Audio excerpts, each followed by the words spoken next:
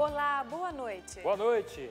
Solenidade de Pentecostes em Roma. Papa Francisco diz que Espírito Santo rejuvenesce a igreja e faz cristão enxergar o mundo com um novo olhar. Solenidade de Pentecostes na Terra Santa. Em Jerusalém, domingo foi dedicado ao 13º Congresso Internacional de Pentecostes. Tragédia na missa de Pentecostes na Nigéria. Terroristas interrompem a Santa Missa e atiram contra adultos e crianças. 50 católicos morreram.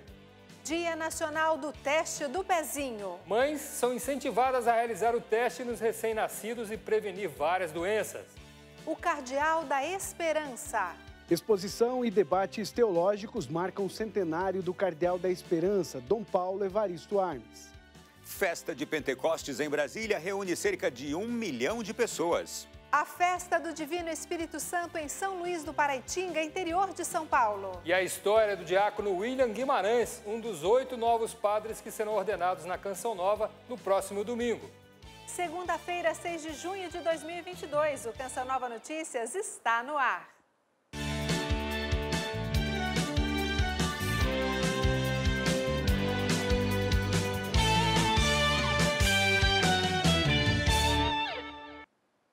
Boa noite mais uma vez para você. O Papa Francisco realizou uma série de atividades neste fim de semana no Vaticano.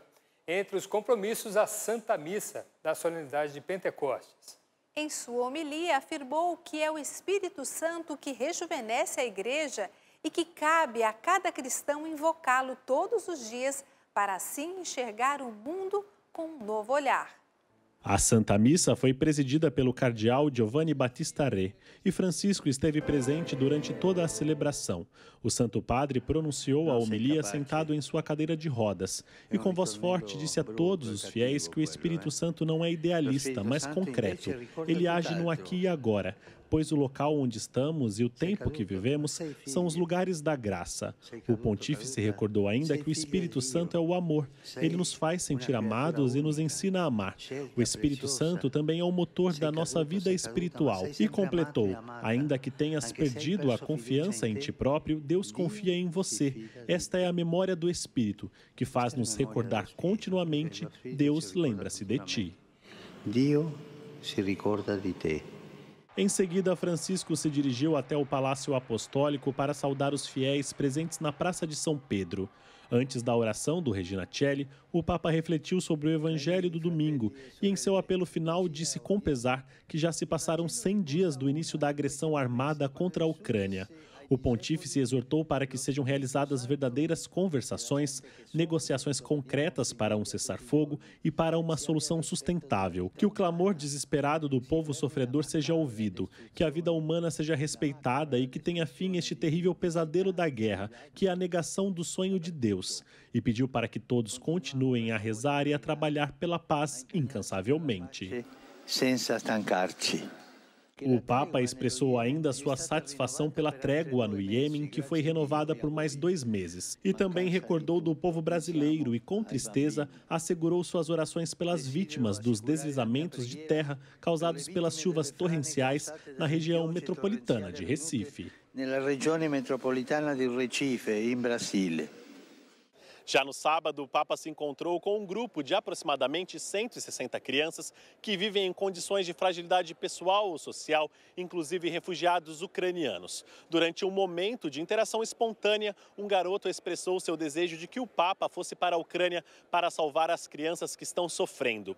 Em sua resposta, o pontífice afirmou que pensa muito nas crianças da Ucrânia e que gostaria de ir ao país, mas que apenas precisa esperar o momento certo para isso, pois não é fácil tomar uma decisão que pode fazer mais mal ao mundo inteiro do que bem. Francisco disse ainda que na próxima semana receberá representantes do governo da Ucrânia, que virão para conversar e inclusive verificar a possibilidade de sua visita ao país. O Santo Padre também enviou uma videomensagem ao Caris Internacional, que promoveu uma vigília ecumênica online na noite de sábado. Em sua breve reflexão, o Papa destacou que, diante deste mundo dilacerado e temeroso do futuro incerto, emerge com a presença luminosa do Espírito Santo a força que dá coragem e determinação para que todos os cristãos trabalhem juntos pela paz. Para trabalhar incansavelmente por la paz que solo Ele pode dar.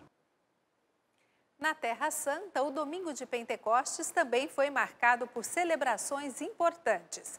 Em Jerusalém, nossos correspondentes mostram como foi o 13º Congresso Internacional de Pentecostes. Pelas ruas de Jerusalém, uma procissão até a Basílica das Nações, no Getsemane, para um momento de vigília em celebração do Pentecostes. Já são 13 anos que nós celebramos Pentecoste aqui na Terra Santa. Já se tornou um congresso internacional. E o padre teve a inspiração desse encontro, mas nós não tínhamos como tocá-la, como fazer a peregrinação crescer, certo? Então, foi onde o padre Jonas ofereceu para o Gilberto que ele assumisse as peregrinações. Além da vigília, o congresso realizado pelas comunidades Obra de Maria e Canção Nova teve como tema Reaviva a Chama de Deus que há em ti. E contou com momentos de oração, pregações e missa. Vim aqui com a minha família, com meu marido, com meus filhos, a primeira vez deles numa missa em português. Está sendo uma bênção morar aqui e conhecer outros brasileiros. Foram 2 dias do Congresso Internacional de Pentecostes, realizado aqui em Jerusalém, onde participaram mais de 600 pessoas de língua portuguesa do Brasil e de outros países. Os dons do Espírito Santo está dentro de nós. Então, na verdade, é uma confirmação, um despertar. E todos os dias temos que despertar, né? Todos os dias temos que caminhar na santidade, né? E é muito especial. Da Cidade Santa, onde ocorreu o Pentecostes, a Luzia deixa sua mensagem a todos que não puderam estar neste evento. Nós vivemos a experiência do batismo no Espírito Santo aqui e temos a certeza que essa realidade, essa experiência está chegando até você. Obrigada, Monsenhor Jonas. Obrigado, sócio Canção Nova, que faz acontecer essas graças para tanta gente, o povo de Deus. E o domingo de Pentecostes foi de dor e luto na Nigéria. A missa na igreja de São Francisco Xavier, na cidade de Owo, foi invadida por homens armados que atiraram contra os fiéis. 50 pessoas morreram. Relatório do Centro Médico Federal em Owo apontam que 39 pessoas foram hospitalizadas, 13 delas crianças. As autoridades não sabem quem executou o ataque. A Nigéria vive graves problemas com violência e criminalidade em várias regiões, seja por motivos étnicos ou religiosos. O governo declarou luto nacional de 7 dias pelas vítimas. Muitas celebrações e festa de Pentecostes em Brasília. Nossa equipe acompanhou parte do evento realizado pela comunidade Renascidos em Pentecostes. Ronaldo da Silva tem mais informações. Boa noite, Ronaldo. Olá, muito boa noite a você e boa noite a todos que nos acompanham. Pois é, uma multidão de pessoas participou da celebração de encerramento da Semana de Pentecostes aqui em Brasília. O momento foi de alegria pelo retorno ao evento presencial. 8 dias de louvor, pregação, celebração eucarística e clamor ao Espírito Santo. Assim foi a Semana de Pentecostes, evento organizado pela comunidade Renascidos em Pentecostes, em Brasília. Estamos aqui para anunciar a vida, né? E graças a Deus que o povo veio, né? E nós pedimos agora e sempre um novo Pentecoste para a igreja e para as nossas vidas. De acordo com os organizadores, a Semana de Pentecostes é considerada o maior evento paroquial do mundo. E a expectativa era grande para esta 23ª edição, principalmente depois de 2 anos de pandemia. Cerca de 1 milhão de pessoas passou aqui pelo Tagua Park, localizado na região administrativa de Taguatinga, para louvar, pedir graças e agradecer a suavidade do Espírito Santo em suas vidas. Um dos momentos mais aguardados pelos fiéis é a consagração das velas, em honra ao Pai, ao Filho e ao Espírito Santo. No vosso nome, na vossa misericórdia. Nós temos vários testemunhos de prodígios, cura, libertações, entendeu? Sob através dessa devoção da vela de Pentecostes. E essa experiência de fé faz parte da vida da família da Wanda e do Aliston. Em fevereiro, a filha Maria Eduarda, de 10 anos, sofreu 5 paradas cardiorrespiratórias. O diagnóstico de fibroma, uma lesão que atingiu o coração da pequena Maria, fez com que ela fosse entubada, perdesse movimentos, a fala e a visão. Para os médicos, a menina ficaria com muitas lesões após o tratamento. Ela tinha uma lesão bilateral, que ela ia depender muito de estimulação, ela ia ter que reaprender a andar, falar, que era muito raro a memória dela voltar. Durante o tratamento da filha, Wanda sentiu a necessidade de acender as 3 velas de Pentecostes e, rezando o terço, Deus confirmou a vitória. A vela é um símbolo, a gente só precisa acreditar, né? E acho que foi isso, a gente acreditou e o milagre aconteceu. Depois de 4 meses, a pequena Maria já anda, já fala e, com boa memória, proclama as maravilhas de Deus na sua vida. Milagre de Deus.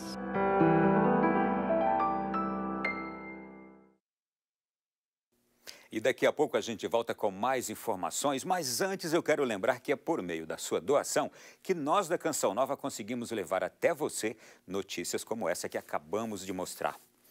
No mês de maio, a nossa campanha chegou a 102%. Isso mostra a beleza de ser Canção Nova. Por isso, queremos agradecer pelo seu sim. E qualquer doação é muito importante para seguirmos firmes nessa missão de evangelizar. Correto, Adriana? Corretíssimo, Ronaldo. É bem isso mesmo. Nós vivemos da providência divina por meio da generosidade dos que amam e acreditam na nossa missão. Nós chegamos aos 10% do projeto Dai-me Almas. Seguimos com muita fé rumo aos 100% neste mês de junho. Faltam 18 dias úteis e precisamos alcançar a média de 5% ao dia. Então eu convido você. Acesse clube.cançãonova.com, escolha uma forma de apoiar a programação do Sistema Canção Nova de Comunicação. Assistir à TV Canção Nova faz bem para você? Então partilhe esse bem com mais gente. Aqui no Brasil, hoje é o dia do teste do pezinho, exame importante na identificação precoce de doenças. A intenção é incentivar as mães a realizarem o teste e aumentar a qualidade de vida dos recém-nascidos.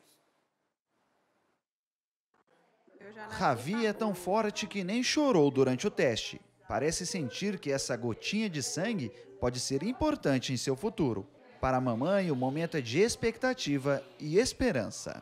O importante é fazer, porque se por acaso der alguma coisa, né, tem tratamentos, né, para isso, para poder estar melhorando o caso, não só dele, né, mas também de muitas crianças também. O teste do pezinho pode ser realizado 48 horas após o nascimento do bebê. Disponibilizado pelo Sistema Único de Saúde, o exame é importante no diagnóstico de doenças não detectadas durante a gestação e que, se não forem tratadas, podem causar sérios danos à saúde e desenvolvimento da criança. A gente tem uma excelente receptividade dos pais. Eles, inclusive, participam, acompanham a coleta. A coleta é fácil, é simples, é rápida, não dura mais do que 5 minutos. No Hospital Municipal de São José dos Campos, cerca de 500 testes são realizados mensalmente. Além disso, todo o apoio e suporte após o resultado é acompanhado de perto. Já começa o tratamento precocemente, já recebe toda a atenção médica e são doenças que têm tratamento.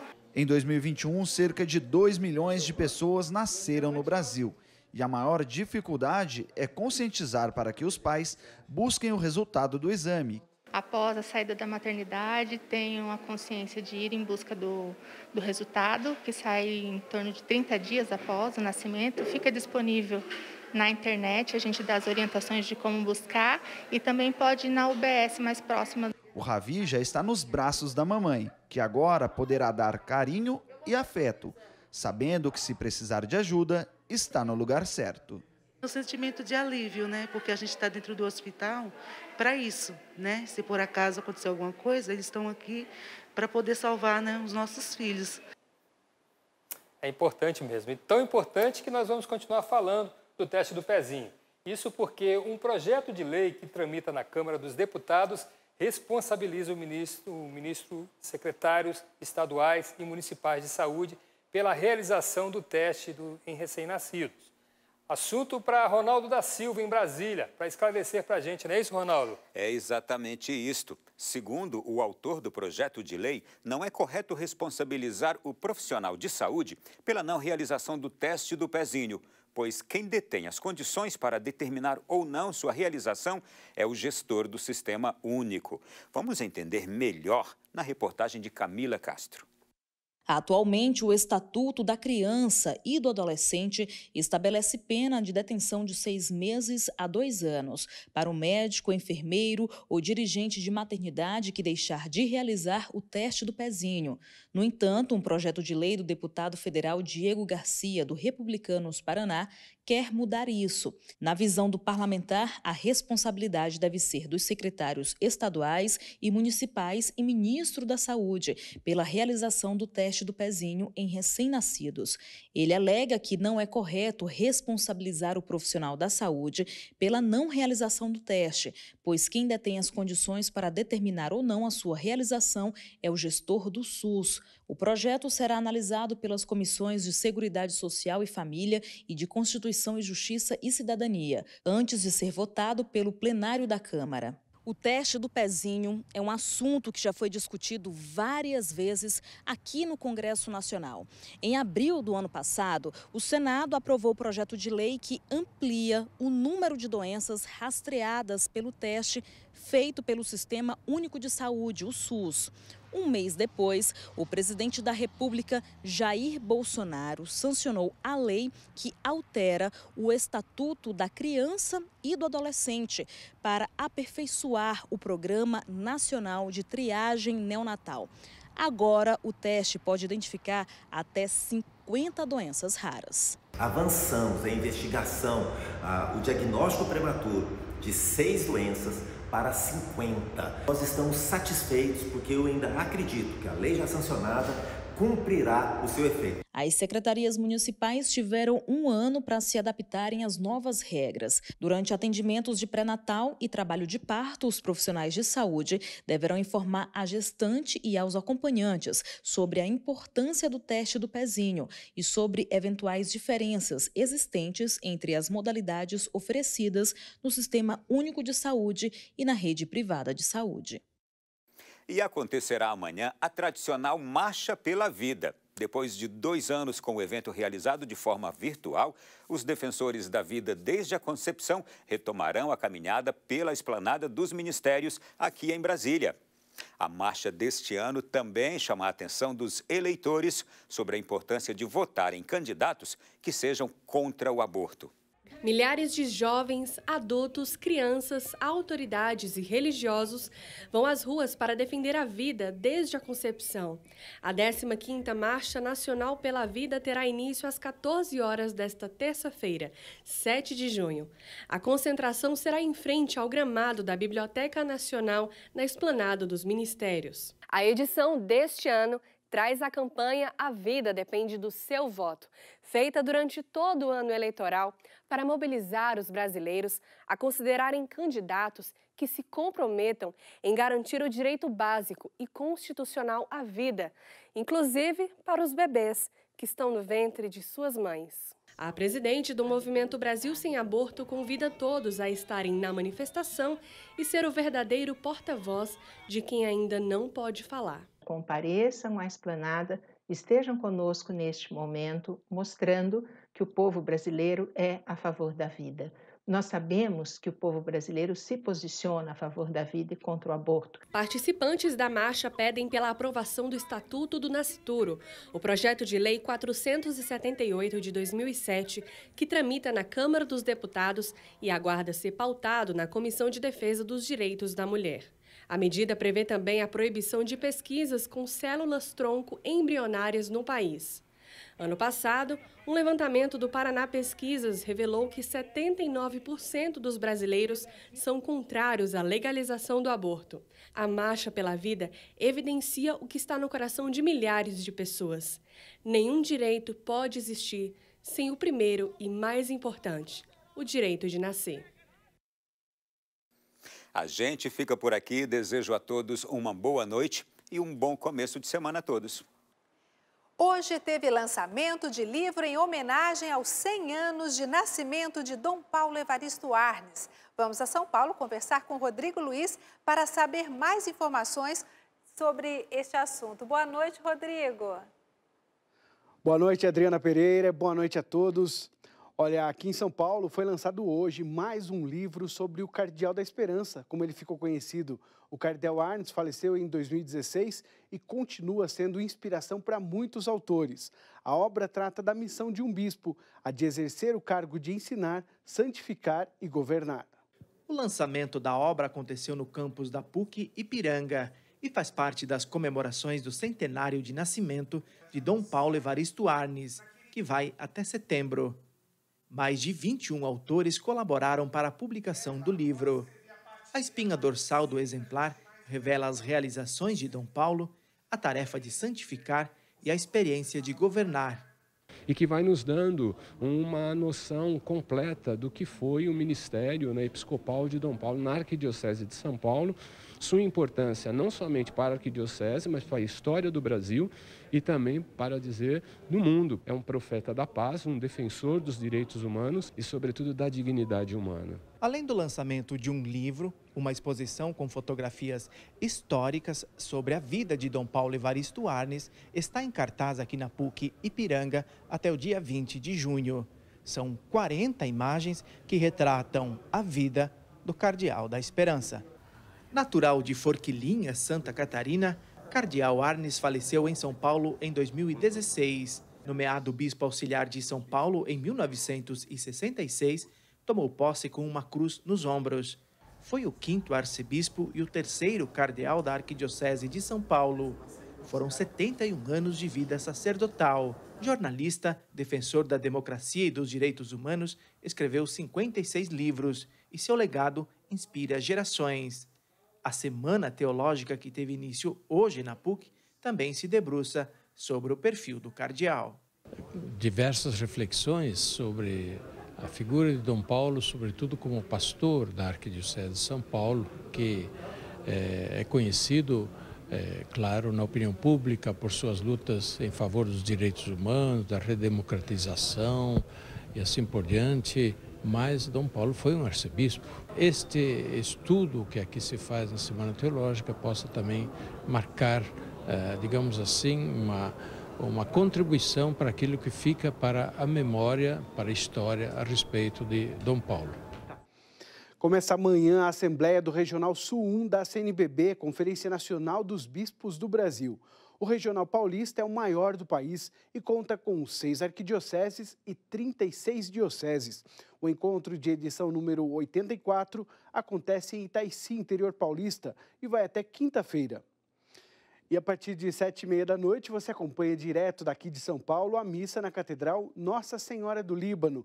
Este mês, a Canção Nova realiza a Jornada de Oração, Sagrado Coração de Jesus e Imaculado Coração de Maria. Mais informações no site saopaulo.cançãonova.com. Lá você fica por dentro de todas as atividades da Canção Nova na capital paulista. Uma ótima semana para vocês, boa noite e até amanhã. Adriana.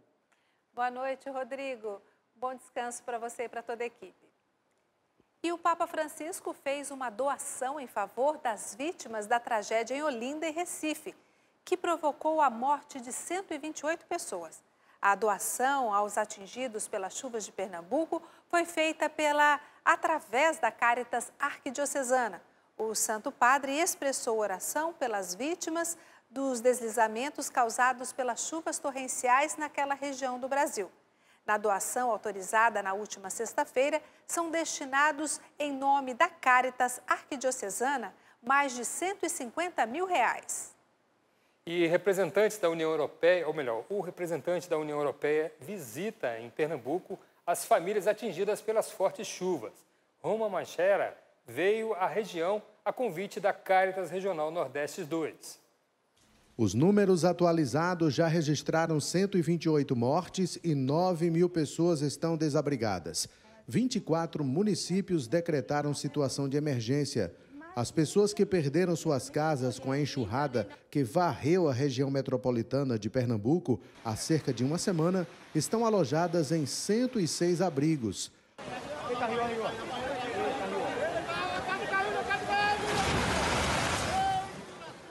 Para reforçar o socorro às vítimas, a Caritas Suíça, junto com a Caritas Regional Nordeste 2, convidaram Roman Metcher, coordenador de respostas rápidas para as Américas e Caribe da União Europeia. Metcher está em visita às regiões atingidas pelas chuvas desde a semana passada em Pernambuco. A visita do representante da União Europeia segue até o próximo dia 8, quando ele se reúne com representantes do poder público do Estado e assim definir quais os recursos serão destinados para as famílias desabrigadas. O representante da União Europeia fez questão de conhecer de perto os desabrigados, disse a assessora da Caritas. Diante de um cenário devastador, muito triste, caótico, a gente não tem assim adjetivos para trazer o que nós estamos vivenciando. A gente fez uma visita ontem, inclusive, tem uma paróquia que está até disponibilizando atendimento psicológico, né? Então, até esse apoio. E, assim, está muito bonito de ver a rede, sabe, de solidariedade. E a previsão em Recife é de que continue chovendo por pelo menos até a próxima quinta-feira. No sul do país, a preocupação é com o frio, mas quem traz os detalhes do tempo para esta terça-feira é Emerson Tersigni. Boa noite, Emerson. Oi, Adriana, boa noite para você, boa noite ao Wallace e a todos os que acompanham o Canção Nova Notícias nesta segunda-feira. A gente começa a previsão de hoje com informações do sul do país, onde as temperaturas vão continuar baixas. A única área que deve escapar das chuvas é o oeste gaúcho. Do contrário, tempo fechado em toda a região. Mínima de 14 em Porto Alegre, 15 em Curitiba e 17 graus em Florianópolis. No sudeste, a situação é bem diferente. O sol predomina com poucas nuvens no interior paulista, no Rio de Janeiro e no Espírito Santo. Em Minas Gerais, não há previsão de chuva. Há risco de pancadas somente no sul e noroeste do estado paulista. Máxima de 25 em São Paulo, 26 em BH, 28 em Vitória e 30 no estado do Rio de Janeiro. No centro-oeste, o tempo firme predomina em Goiás e grande parte do Mato Grosso. Já em praticamente todo o Mato Grosso do Sul, chove forte com raios e até rajadas de vento. Em Campo Grande, mínima de 18 graus, máxima de 28 em Brasília, 32 em Goiânia e 34 graus de máxima em Cuiabá. Já no Nordeste, a chuva persiste na costa leste e norte e mais o volume vai diminuir. Em Recife, a previsão é de que continue chovendo pelo menos até a próxima quinta-feira. A situação ficou difícil para os moradores da capital pernambucana, onde o número de pessoas desabrigadas já ultrapassa 11 mil. Já em toda essa área mais clara do mapa, por exemplo, não chove e a máxima em Teresina, capital do Piauí, é de 33 graus. E para a gente encerrar, informações do norte, onde boa parte da região viverá uma terça-feira de chuva e trovoadas. Exceção somente para o estado do Tocantins, que terá sol e máxima de 33 graus. E o acumulado de chuvas em Macapá e Belém será de 16 milímetros. Eu volto com vocês. Na pequena cidade de São Luís do Paraitinga, interior de São Paulo, uma tradicional festa do Divino Espírito Santo voltou a reunir a população. Muitas músicas e apresentações culturais. É isso mesmo, muita música, apresentações culturais, religiosidade que marcaram a festa desse fim de semana. Matriz de São Luís de Tolosa com paramentos especiais. Fiéis com alegria na Santa Missa. A festa de Pentecostes marca o início da igreja. A igreja nasce no dia de Pentecostes, a igreja de Jesus Cristo. Ruas e casas da cidade enfeitadas. Agraciados pelos dons do Espírito, os mais antigos se encarregam de confeccionar tudo e acompanham da janela cada momento. É a festa mais importante aqui da paróquia e da cidade. Ela tem um significado muito grande, afetivo, devocional a todo o nosso povo, não só da cidade, mas também de toda a região. Render graças e pedir bênçãos, assim Silvia aproveitou a Casa do Império para realizar suas orações pessoais e renovar sua devoção. pelo Joaquim, que nasceu com atresia, ele nasceu sem o esôfago e também com síndrome de Down. E quando eu soube da história dele, ele é filho de uma amiga minha. Então hoje eu estou trazendo esse macacãozinho aqui por agradecimento pela cirurgia que ele fez, né, e pela história de vida dele. Durante todo o dia, a diversidade de um povo incansável encanta e fica ainda mais forte durante a imposição do mastro. Momento de saudar aqueles que há anos seguem a tradição da família. Para a gente é um orgulho, né? Além de representar a nossa origem e também nós agradecendo ao Divino Espírito Santo que esse ano deu para a gente alegrar com ele junto com essa multidão. A gente superou tudo, está superando ainda a Covid, vindo Espírito Santo, é muita alegria demais. A festa do Divino Espírito Santo acontece 50 dias após a Páscoa. É celebrada no dia de Pentecostes. Em São Luís do Paraitinga, a procissão que percorre as ruas da cidade encerra as atividades, que durante 10 dias contou com manifestações culturais e muita devoção. Essa questão religiosa é mais importante de tudo. A gente está expandindo, a gente está promovendo a nossa cura de cada folião, de cada congadeiro, a nossa cura interior. Isso que eu acho que é o mais bonito dessa festa. Que legal, né, Adriana? É a cultura com a religiosidade aliada à devoção é uma coisa bem bacana, né? Só no Brasil mesmo a gente encontra coisas assim tão ricas. No próximo domingo, dia 12 de junho, a Igreja Católica, através da comunidade Canção Nova, terá a alegria de ver ordenado 8 novos sacerdotes, não é isso, Adriana? Hoje nós vamos conhecer a história do mineiro William Guimarães, que teve sua vocação marcada por um grande milagre. Na parede, a contagem regressiva e ao centro, a inspiração para sua futura vida sacerdotal. O meu lema de ordenação sacerdotal foi inspirado na carta de São Paulo aos Gálatas, capítulo 2, versículo 20. Eu vivo, mas não sou eu, é Cristo que vive em mim. Os pensamentos, os desejos, as intenções, o coração do próprio Jesus em mim, para que as pessoas vejam a Ele e não o William. Eu estudava, era um estudante de ciências biológicas na minha cidade, eu sou mineiro de Três Pontas, no sul de Minas Gerais. Namorava, vivia também a experiência do namoro dentro do contexto da renovação carismática católica. Na época trabalhava com meu pai é corretor de imóveis. E nesse contexto da religiosidade, da experiência do sagrado ali, dentro da renovação carismática, na minha paróquia, começa então essa inquietação dentro de mim. Por que não posso dar mais para Deus? Por que não posso dar todo o meu tempo para Deus? Foi o amor palpitante e intenso de Deus por seus filhos, com o coração fora do peito, rodeado de espinhos e em chamas, que fez dele um escolhido. É um momento dramático, né? De dividir isso com a família, com os pais, mas ao mesmo tempo assim, ele comporta uma graça muito grande. Ter a bênção dos meus pais, né? Ter ali a oração, o apoio, a bênção, a presença deles, foi o que fez a diferença na minha vocação, o que me sustentou aqui esses anos todos. Eu destaco a experiência que eu vivi já aqui no seminário, daquele grave acidente de 2016, que eu fiquei entre a vida e a morte, e todo o movimento de oração que foi feito para que Deus salvasse a minha vida. E era bonito, o grande clamor que o Padre Jonas fez naquele tempo era em vista da minha vocação, né? Em vista desse dia da ordenação, né? O menino que se tornou homem e homem para os outros está pronto, com suas devoções, com seus pensamentos, com a força da fé da família. Os dias finais são dias de muitas memórias, de muitas expectativas, de muitas emoções, muitos sentimentos, lembranças, de muita gratidão. O desafio maior hoje é levar a experiência do amor de Deus num mundo marcado pelo relativismo, né? Pela perda da noção do sagrado, a noção até moral, a noção de pecado.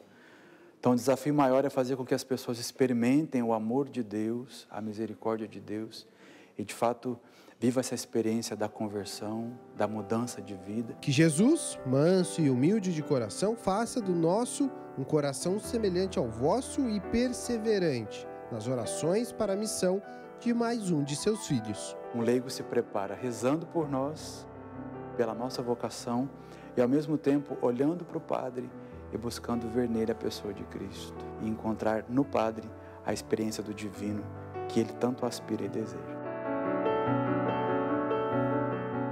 Linda essa história de fé, né? Emocionante, né? Bom, gente, chegamos ao final do Canção Nova Notícias. Aí as reportagens que você acompanhou neste telejornal já estão disponíveis na internet. Acesse noticias.cançãonova.com. O Canção Nova Notícias fica por aqui. Lembrando que amanhã Reinaldo César vai estar de volta, mas eu encontro você, se Deus quiser, às 2h35 da tarde no Boletim de Notícias. Uma ótima noite para você e até amanhã. Boa noite, até amanhã, se Deus quiser.